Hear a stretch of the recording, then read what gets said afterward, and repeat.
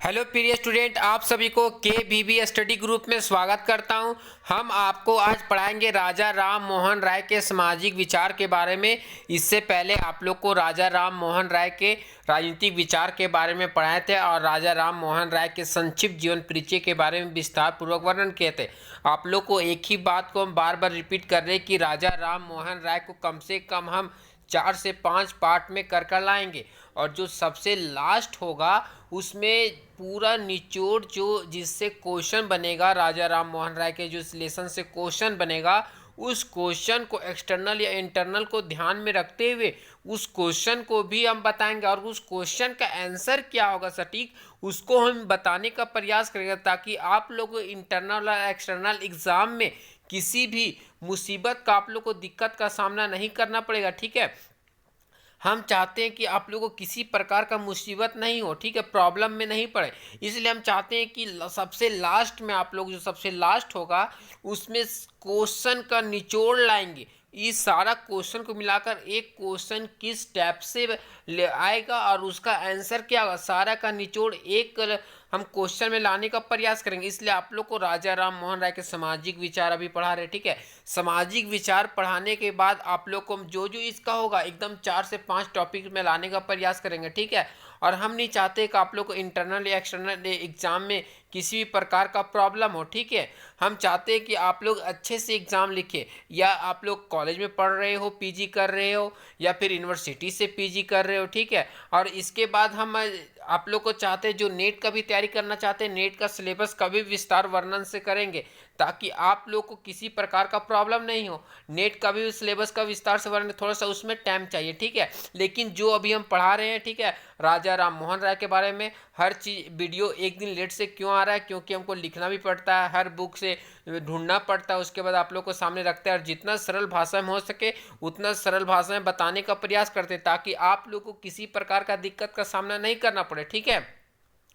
चलिए बिना time waste किए आप लोग को पढ़ाते हैं। सबसे पहले राजा राम मोहन राय के सामाजिक विचार के बारे में आप पढ़ाएंगे, ठीक है, कि राजा राम मोहन राय के सामाजिक विचार क्या था, ठीक है। तो राजा राम मोहन राय के सामाजिक विचार के बारे में विस्तार पूर्वक वर्णन करेंगे। फिर राजा राम मोहन राय सामाजिक विचार को जो सामाजिक विचार दिए थे उसका भी उन्होंने उल्लेख किया था, कितना पॉइंट को क्या क्या सामाजिक विचार में राजा राम मोहन राय जैसे परंपरावाद का विरोध किए थे, सती प्रथा का विरोध किए थे, नारी स्वतंत्रता, नारी अधिकार, नारी उत्थान के बारे में बतलाए थे, जातिवाद का कड़ा विरोध किए थे।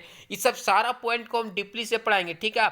अगर आप सिर्फ राजनीतिक विचार देखना चाहते हैं तो आप पहले उसका जीवन परिचय देख लें। अगर आप सामाजिक देखना चाहते हैं सबसे पहले आपको राजनीतिक देखना पड़ेगा। आप सीक्वेंस बाय यानी नंबर टू नंबर चले, ठीक है।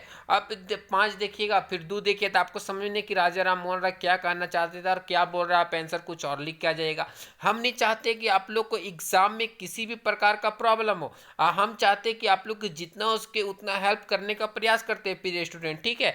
चलिए बिना टाइम वेस्ट किए आप लोग को पढ़ाने का प्रयास करते हैं प्रिय स्टूडेंट, ठीक है।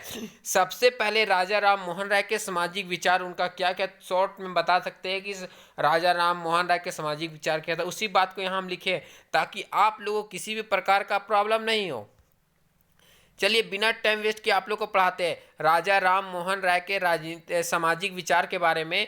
राजा राम मोहन राय के समय भारतीय सामाजिक जीवन में बहुत सी कुरीतियाँ फैली हुई थी। कुरीतियों में बुराइयाँ, जो भारतीय समाज था उस सामाजिक जीवन में बहुत सी कुरीतियाँ यानी बहुत सी बुराइयाँ फैली हुई थी। इन कुरीतियों ने समाज में अपनी गहरे जड़ें जमा ली थी और जो बुराइयाँ थी समाज में गहरी जड़ें जमा ली थी। कहने का तात्पर्य यह है प्रिय स्टूडेंट कि हमारा समाज है तो हमारा समाज में उस समय के समाज में बहुत सारी ऐसी बुराइयां थी जो महिलाओं का अधिकार नहीं चाहता था, पुरुषों को अधिकार अधिक दिया जाता था, महिलाओं को कुछ चीज़ में सहभागिता नहीं दिया जाता था कि तुम इस काम को नहीं कर सकते, इस काम को पुरुष ही कर सकते हैं। इसी बुराइयों को दूर करने के लिए इन कुरीतियों में समाज में गहरी जड़ें जमा ली थी और जो हमारा उस समय की समाज थी उस समय के समाज में एकदम गहरी जड़ें जमा ली थी। और हम एग्जाम्पल लेकर आपको बता रहे ताकि आप लोग को समझने में किसी प्रकार का दिक्कत का सामना नहीं करना पड़े, ठीक है। राजा राम मोहन राय बोलते हैं कि भारतीय सामाजिक जीवन में बहुत सी बुराइयां फैली हुई थी और इन बुराइयों ने समाज में अपनी गहरी जड़ें जमा ली थी। गहरा जड़ जमा के बैठ जाते हैं, ठीक है। स्त्री जाति को हीन दृष्टि से देखा जाता था, और स्त्री जाति थे जो हम महिलाएं थी उनको हीन दृष्टि से देखा जाता था, यानी नीचा दृष्टि से देखा जाता है। हीन मतलब नीचे दृष्टि से देखा जाता था, बुरी नज़र से देखा जाता था, कुछ भी लिख सकते। लेकिन पश्चात, यहाँ पे होगा पश्चात, ठीक है। पश्चात देशों से संपर्क करना दूषित माना जाता था। कहने का मतलब है कि पश्चात देश, बाहर के देशों से संपर्क करना दूषित माना जाता था। यानी हम यहाँ पे अपने समाज में रह रहे हैं, अगर हम झारखंड में रह रहे हैं, अगर उत्तर प्रदेश से हम अपना कनेक्शन करेंगे, अपना तालमेल बैठाएंगे, तो हमको दूषित माना जाता था। इसी तरह एग्जाम्पल के तौर पर आपको समझा रहे, ठीक है, ताकि आप लोग को एग्जाम में किसी प्रकार का प्रॉब्लम नहीं हो। दूषित माना जाता था। राजा राम मोहन राय ने एक सामाजिक क्रांति का शुरुआत किया, और राजा राम मोहन राय ने एक सामाजिक क्रांति का शुरुआत किया, ठीक है। राजा राम मोहन राय थे, वह एक क्रांति का, सामाजिक क्रांति का शुरुआत किए थे। क्या? सामाजिक क्रांति का शुरुआत किया, ठीक है। यह विश्वास किया कि धर्म और समाज सुधार की अनुपस्थिति में केवल राजनीतिक विकास का कोई मूल नहीं है। और राजा राम मोहन राय बोलते थे कि धर्म और समाज, देखिए क्या, धर्म और समाज सुधार के अनुपस्थिति में केवल राजनीतिक विकास का कोई मूल्य नहीं है, ठीक है। यदि समाज और विकास नहीं होगा तो धार्मिक अंधविश्वासों और पाखंडों से हम ऊपर नहीं उठेंगे, ठीक है। राजा राम मोहन राय का कहना था कि हम धर्म और समाज सुधार के अनुपस्थिति में केवल राजनीतिक विकास का कोई मूल्य ही नहीं रह जाता है। सिर्फ हम धर्म को सुधारेंगे, समाज को अनुपस्थिति में केवल धर्म का कोई राजनीतिक विकास का कोई मूल्य ही नहीं रह जाएगा। यदि समाज सुधार और विकास नहीं होगा, और कहने का मतलब यदि हम समाज को नहीं सुधारेंगे, विकास नहीं होगा, तो धार्मिक अंधविश्वास और पाखंडों में से हम ऊपर नहीं उठ सकेंगे। हमारे बीच अंधविश्वास फैल जाएगा, हम दूसरे की बातों को मानेंगे तो हम विकास कहाँ से कर पाएंगे, हम उठ नहीं पाएंगे। इसी बात को यहाँ दर्शाएगा राजा राम मोहन राय, बहुत अच्छा बतलाते हैं, ठीक है।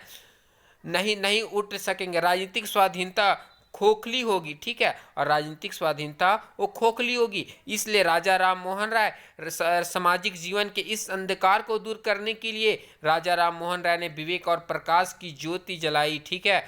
और राजा राम मोहन राय थे, वो सामाजिक जीवन के इस अंधकार को दूर करने के लिए, उस बुराई को दूर करने के लिए, और वहाँ पे उजाला लाने के लिए, वहाँ पे राजा राम मोहन राय ने विवेक और प्रकाश की ज्योति जलाई, ठीक है। विवेक और प्रकाश की ज्योति जलाए, उन्होंने प्रकाश लाने का प्रयास किया, उन्होंने विकास लाने का प्रयास किया, विवेक लाने का प्रयास किया, प्रकाश की ज्योत जलाई। और राजा राम मोहन राय ने पूर्णतः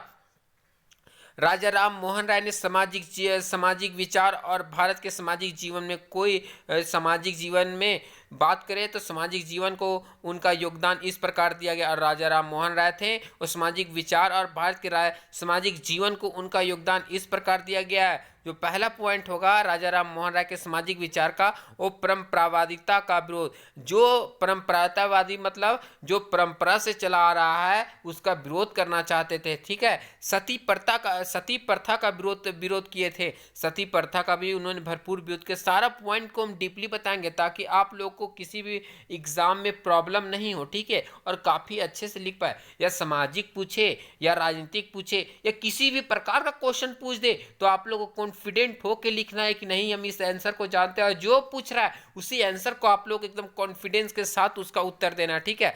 तीसरा पॉइंट है नारी स्वतंत्रता, नारी अधिकार, नारी उत्थान। चौथा पॉइंट है जातिवाद का कड़ा विरोध, ठीक है। ये 4 पॉइंट है इसका सामाजिक, ठीक है प्रिय स्टूडेंट, ये 4 पॉइंट है, आप लोग याद कर लीजिएगा, ठीक है। और याद करके आप लोग सिर्फ पॉइंट को समझिए। परंपरावादिता का विरोध, यानी जो परंपरा से चला रहा है उसका विरोध कर रहे थे। सती प्रथा का विरोध, जो स्त्री को जिसके पति मर जाते थे उस स्त्री को उसके इच्छा के विरुद्ध उसको अग्नि में जला दिया जाता था, उसे सती प्रथा कहते हैं। नारी स्वतंत्रता, नारी अधिकार और नारी उत्थान। नारी को स्वतंत्रता दिया जाए, नारी को अधिकार दिया जाए, नारी का विकास, उसके विकास किया जाए। जातिवाद का कड़ा विरोध करते थे, ठीक है। जो पहला पॉइंट है परंपरावादिता का विरोध, ठीक है। पहला पॉइंट परंपरावादितावाद का विरोध, ठीक है। जो पहला पॉइंट है राजा राम मोहन राय के सामाजिक चिंतन का सबसे बड़ा प्रमुख अंग परंपरावादिता का विरोध था। राजा राम मोहन राय का सबसे प्रमुख अंग, अगर सबसे प्रमुख अंग की बात करें तो परंपरावादितावाद का विरोध था। राजा राम मोहन राय का मानना था कि सामाजिक जीवन के अंतर्गत किसी स्थिति को ना तो इस कारण से श्रेष्ठ समझा जा सकता है और ना ही वह लंबे समय से चली आ रही है और ना ही इस कारण से उसे श्रेष्ठ समझा जाना चाहिए।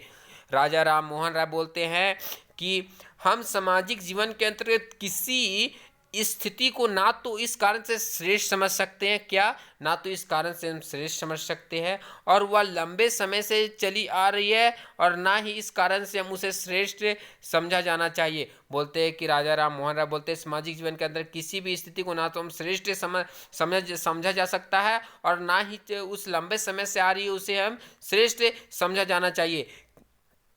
ठीक है कि पश्चिम देशों यानी बात करें पश्चिमी देशों में ऐसा होता है और पश्चिमी उन राजा राम मोहन राय का कहना था कि पश्चिमी देशों में ऐसा होता है, इसलिए हमें अपने देश के अतीत को समझना होगा। और इसलिए राजा राम मोहन राय बोलते हैं कि हमें अपने देश के अतीत को समझना होगा और सामाजिक जीवन में हमें आज की परिस्थितियों को ध्यान में रखते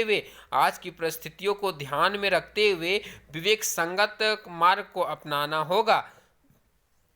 राजा राम मोहन राय बोलते हैं कि हमें अपने देश के अतीत को समझना होगा। सामाजिक जीवन में हमें आज के परिस्थितियों को ध्यान में रखते हुए विसंगत मार्ग को अपनाना होगा।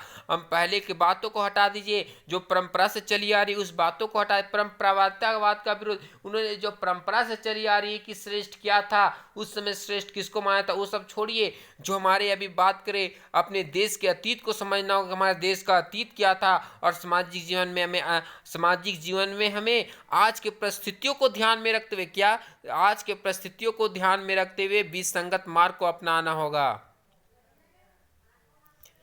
नेक्स्ट पॉइंट है सती प्रथा का विरोध। ठीक है, राजा राम मोहन राय ने बतलाया कि सती प्रथा एक विकृत और कुसंस्कार है। ठीक है, जो सती प्रथा है वो सती प्रथा विकृत और कुसंस्कार है। राजा राम मोहन राय के भाई की मृत्यु हो गई थी और जब राजा राम मोहन राय थे उनकी भाई की मृत्यु 1811 ईस्वी में हो गया था। उस समय राजा राम मोहन राय का हृदय एकदम कुदृढ़ हो गया था, उसके हृदय में एकदम क्रोध हो गई थी। उसकी जब भाभियों को उसकी सती होने के लिए जबरदस्ती किया गया, उसमें राजा राम मोहन राय विदेश गए हुए थे पढ़ाई करने के लिए। जब उनको इस बात की खबर आई तो उनकी आत्मा की चेतना आहत हो उठा और उन्हें मन में ठान लिया कि जो आज मेरी भाभी के साथ हो रहा है वो किसी और भी महिला के साथ ना हो, इसलिए सती प्रथा को नष्ट करने का प्रण ले लिया। उन्हें लास्ट में सती प्रथा लॉर्ड विलियम बेंटिंग के साथ मिलकर सती प्रथा का वह अंत कर दिया। ठीक है, जब उनकी भाई की मृत्यु हो गई और उनकी भाभी को स्वयं अपनी इच्छा के विरुद्ध और बल प्रयोग के आधार पर जला दिया गया तो संभवतः या अमानवीय या दृश्य उनके हृदय पटल पर अंकित हो गया। देखिए, आप लोग को हम बार बार बता रहे प्रिय स्टूडेंट कि जब राजा राम मोहन राय की भाई की मृत्यु हो गया तो उनके भाभी को उनके स्वयं अपनी इच्छा के विरुद्ध बल प्रयोग के आधार पर जला दिया गया। उनकी भाभी का इच्छा नहीं था कि हम उस अग्नि में हम भी अपना जान दे दें, लेकिन उसको बल प्रयोग के द्वारा उनकी इच्छा के विरुद्ध उनको बल प्रयोग जबरदस्ती कि नहीं आपको जलना होगा, आपके पति की मृत्यु हो गया तो आपको जलना होगा, स्वयं चिता में उसे जला दिया गया। तो संभवतः या अमानवीय दृश्य उनके हृदय पटल पर अंकित हो गया। ऐसा दृश्य उनके हृदय पटल पर अंकित हो गया और उन्होंने उसी समय सती प्रथा को समाप्त करने का शपथ ले लिए। कौन? राजा राम मोहन राय का जो हृदय पटल पर अंकित हो गया तो राजा राम मोहन राय ने सती प्रथा को अंत करने के लिए शपथ ले लिया कि सती प्रथा बहुत ही खराब है, इसको जल्द से जल्द नष्ट किया जाए। राजा राम मोहन राय ने स्पष्ट शब्दों में बतलाया कि सती प्रथा एक विकृत और कुसंस्कार है। और राजा राम मोहन राय बोलते हैं, स्पष्ट शब्दों में बतलाते हैं कि सती प्रथा एक विकृत और कुसंस्कार है। राजा राम मोहन राय इस घटना में काफ़ी आहत हुए। क्या? इस घटना से काफ़ी आहत हुए। उनके मन में काफ़ी ठोस पहुंचा कि उनकी भाभी को जबरदस्ती सती होना पड़ा और मन में ठान लिए कि जैसा उनकी भाभी के साथ हुआ है वैसा अब किसी और महिला के साथ नहीं होने देंगे। जब उनकी भाभी को जबरदस्ती आग में जला दिया गया, बल प्रयोग के द्वारा जलाया गया, तो उनके मन हृदय एकदम विचलित हो गया, एकदम इधर उधर सोचने लगे कि क्या ने क्या हो गया। ऐसा कुछ संस्कार प्रथा कब से चली आ रही, इसलिए प्रथा का इन्होंने भरपूर विरोध किया और ये नहीं चाहते थे जो उनकी भाभी के साथ हो गया किसी और स्त्रियों के साथ ऐसा हो। सोफिया फ्लाइट की शब्दों में हिंदू धर्म ग्रंथों के अपने गंभीर ज्ञान के आधार पर यह प्रमाणित किया कि सती प्रथा धर्म संगत नहीं थी। सोफिया फ्लाइट के शब्दों में राजा राम मोहन राय ने हिंदू धर्म ग्रंथों में अपने जो हिंदू धर्म ग्रंथ हैं वे अपने गंभीर ज्ञान के आधार पर यह प्रमाणित किया कि सती प्रथा धर्म संगत नहीं है। ये काफी गलत है। ये हमारे धर्म में नहीं लिखा हुआ है कि जिनका पति का मृत्यु हो जाता है उनको सती कर दिया जाता है या जला दिया जाता है, ठीक है। और वे नहीं चाहते थे कि उसके जो भाभी के साथ हुआ किसी और के साथ हो। और जो सोफिया फ्लाइट के शब्दों में बतलाया कि हिंदू धर्म ग्रंथों में अपने गंभीर ज्ञान के आधार पर उन्होंने बहुत अधिक ज्ञान प्राप्त कर लिया था, वो मतलब प्रमाणित कर दिया कि सती प्रथा धर्म संगत नहीं है, ये धर्म में नहीं लिखा हुआ है, इस प्रथा को जल्द से जल्द समाप्त किया जाए।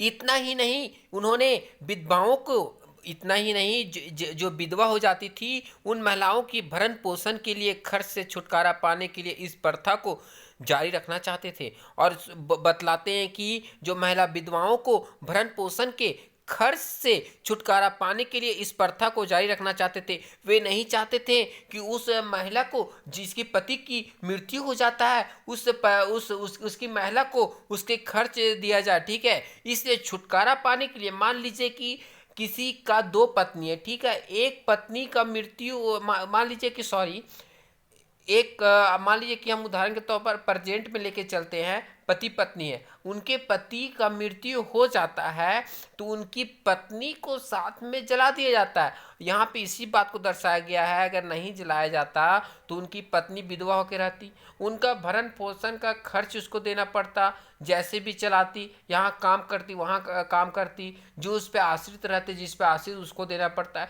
इसी बात को छुटकारा पाने के लिए इस प्रथा को जारी रखना चाहते थे, सती प्रथा को, ठीक है। लेकिन राजा राम मोहन राय से कड़ा विरोध करते हुए इस प्रथा को अंत करने का प्रयास किया और लास्ट में पूर्णतः इस प्रथा को अंत किया गया। 1818 में उन्होंने सती प्रथा के उन्मूलन के लिए एक प्रभावी रूप से आंदोलन का शुरुआत किया और 1818 में सती प्रथा को उन्मूलन के लिए एक प्रभावी रूप से आंदोलन का शुरुआत किया और 1829 में उन्होंने इस संबंध में एक पुस्तक भी लिखी। 1829 में बात करें कब, 1829 में इस संबंध में एक पुस्तिका भी लिखी। मुख्यतः उन्हीं के प्रचार और आंदोलन के फलस्वरूप तत्कालीन governor general Lord William Bentinck ने बंगाल हरकारा नामक समाचार पत्र में लिखा, महान हिंदू दार्शनिक राजा राम मोहन राय के रूप में विशेष सहायता के बिना शायद कभी भी अंग्रेजी सरकार के कानून सती प्रथा को रद्द करना संभव नहीं होता। और 1829 में मुख्यतः उन्हीं के प्रचार और आंदोलन के फलस्वरूप बात करें तो बंगाल के हरकारा नामक समाचार पत्र में लिखा, महान हिंदू दार्शनिक राजा राम मोहन राय के रूप में विशेष सहायता के बिना शायद कभी भी अंग्रेजी सरकार के विरुद्ध कानूनी बात करें तो अंग्रेजी सरकार के विरुद्ध कानून सती प्रथा रद्द करना संभव नहीं था। उन्होंने हिम्मत दिखाया, हौसला को बुलंद रखा और अपने सहयोगी के साथ मिलकर सती प्रथा को अंत कर दिया। आज हमारी महिलाएं काफी सुरक्षित है क्योंकि यह राजा राम मोहन राय का ही देन है और राजा राम मोहन राय ने इस प्रथा को अंत करने में काफी महत्वपूर्ण भूमिका निभाए। उन्होंने जब उनकी भाभी को सती किया गया तो उनके मन काफी विचलित हो उठा और उनके हृदय एकदम गुस्से से भर गया। उन्होंने यह प्रण भी ले लिया कि सती प्रथा को अंत करना हमारा प्रथम दायित्व है और उन्हें सती प्रथा को अंत करने के लिए एड़ी चोटी एक कर दी है। उन्हें सती प्रथा को लास्ट में उन्हें समाप्त कर दिया। नेक्स्ट पॉइंट है नारी स्वतंत्रता, नारी अधिकार, नारी उत्थान। तत्कालीन भारतीय समाज में स्त्री जाति को जन्म से लेकर मृत्यु तक अत्यधिक हीन भाव से देखा जाता था। बात करें तो तत्कालीन भारतीय समाज में स्त्री जाति को जन्म से लेकर मृत्यु तक हीन भाव से देखा जाता था। बात करें उस समय की समाज में, आपके गांव स्तर की हम बात करते हैं, तो उस समय जो आपके गांव स्तर पे भी जन्म लेती थी कुछ महिलाएं, ठीक है, कुछ स्त्रियां जन्म लेती थी, उनको जन्म से लेकर मृत्यु तक हीन भाव से देखा जाता था, बुरे नजरों से देखा जाता था, अत्यधिक हीन भाव से देखा जाता था। और जन्म से लेकर मृत्यु तक और जन्म से लेकर मृत्यु तक उनका जीवन वेदना और पराधीनता में जकड़ा हुआ रहता था। और जन्म से लेकर मृत्यु तक उसका जीवन पराधीनता वेदना में जकड़ा हुआ रहता था। राजा राम मोहन राय समझ लिया था, राजा राम मोहन राय थे, उस समझ लिए थे कि स्त्रियों की स्थिति में सुधार लाए बिना इस देश का कोई विकास संभव नहीं है। और राजा राम मोहन राय समझ चुके थे कि जो जन्म से लेकर मृत्यु तक उनका जीवन वेदना पराधीनता में जकड़ा हुआ था। और राजा राम मोहन राय ने समझ लिए थे कि स्त्रियों की स्थिति में सुधार लाए बिना देश का कोई विकास संभव नहीं है। इसलिए अतः उन्होंने स्त्रियों की दिशा में और दशा सुधारने हेतु निश्चय किया। इसलिए उन्होंने स्त्रियों की दिशा और दशा सुधारने के लिए निश्चय किया। राजा राम मोहन राय ने यह मानने से इनकार कर दिए कि स्त्री पुरुषों की अपेक्षा मंदबुद्धि है। और राजा राम मोहन राय यह मानने से इनकार कर दिए कि पुरुषों की अपेक्षा स्त्रियां मंदबुद्धि है, पुरुषों की अपेक्षा स्त्री लोग पर दिमाग नहीं होता है, ये राजा राम मोहन राय ने मानने से इनकार कर दिए। उन्होंने उदाहरण के तौर पर देकर यह बतलाया कि नहीं, पुरुषों की अपेक्षा स्त्रियां ज़्यादा शक्तिवान है, ज़्यादा मूल्यवान है, ठीक है। उन्होंने एग्जाम्पल के तौर पर समझाने का प्रयास किया। उन्होंने बतलाया कि भारतीय इतिहास से उदाहरण देकर उन्होंने सिद्ध किया कि लीलावती, भानुवती तथा कालिदास की पत्नी आदि पुरुष और स्त्री दोनों के चरित्र का तुलनात्मक मूल्यांकन किया जाए तो आसानी से पता चल जाएगा स्त्री पुरुषों से अधिक ईमानदार और काफी चरित्रवान है। उन्होंने इतिहास का उदाहरण देकर राजा राम मोहन राय ने समझाने का प्रयास किया कि लीलावती, भानुवती, कालिदास की पत्नी और पुरुषों की स्त्री दोनों के चरित्र का तुलनात्मक यानी दोनों की जो स्त्री और पुरुष का तुलनात्मक मूल्यांकन किया जाए, जो उनका चरित्र है उनका तुलना किया जाए स्त्री और पुरुष का, तो आपको आसानी से पता चल जाएगा स्त्री पुरुषों से अधिक ईमानदार और अधिक चरित्रवान है, उनके चरित्र पुरुषों से अधिक अच्छा है। इन्होंने ये सिद्ध किया। कौन सिद्ध किया? राजा राम मोहन राय ने सिद्ध किए। और राजा राम मोहन राय के समय हिंदू स्त्रियों को अपने पति के संपत्ति में कोई अधिकार प्राप्त नहीं था और राजा राम मोहन राय इसकी कड़ी आलोचना किए, ठीक है। और राजा राम मोहन राय ने जिसमें राजा राम मोहन राय का समय था उसमें हिंदू स्त्रियों को अपने पति के संपत्ति में कोई अधिकार प्राप्त नहीं था। जिनके पति मर जाते थे उनके संपत्ति में स्त्रियों को कोई अधिकार नहीं था और राजा राम मोहन राय ने इसकी कड़ी आलोचना की है, ठीक है। राजा राम मोहन राय ने बहुपत्नी प्रथा का विरोध किया और राजा राम मोहन राय बोलते थे जिसके पर एक से अधिक पत्नी है उनका उन्होंने भरपूर विरोध किया। उन्होंने एक सुझाव दिया कि यदि एक ऐसी वैधानिक व्यवस्था की आवश्यकता है, ठीक है, वैधानिक व्यवस्था की आवश्यकता है, एक ऐसे व्यवस्था की आवश्यकता है जिसमें कोई भी हिंदू मजिस्ट्रेट से लाइसेंस लिए बिना अपनी पहली पत्नी के जीवन काल में दूसरा विवाह नहीं कर सकता। इन्होंने काफ़ी अच्छा व्यवस्था बनाया कि कोई भी अपने पहली पत्नी के जीवित रहते हुए हिंदू मजिस्ट्रेट से लाइसेंस लिए बिना अपनी पहली पत्नी के जीवन काल में दूसरा विवाह नहीं कर सकता। राजा राम मोहन राय चाहते थे कि विधवाओं को पुनर्विवाह करे और राजा राम मोहन राय चाहते थे कि जो औरतें विधवा हो जाती थी वो फिर से शादी कर सके। राजा राम मोहन राय का कहना था कि कट्टर हिंदुओं को चाहिए कि इस विवाह को मान्यता दे और वे चाहते थे कि जो कट्टर हिंदू है वो कट्टर हिंदुओं को चाहिए कि इस विवाह को मान्यता दे। कौन सा विवाह को? पुनर्विवाह को मान्यता दे, ठीक है। राजा राम मोहन राय ने लड़कियों और स्त्रियों की शिक्षा पर विशेष बल दिए।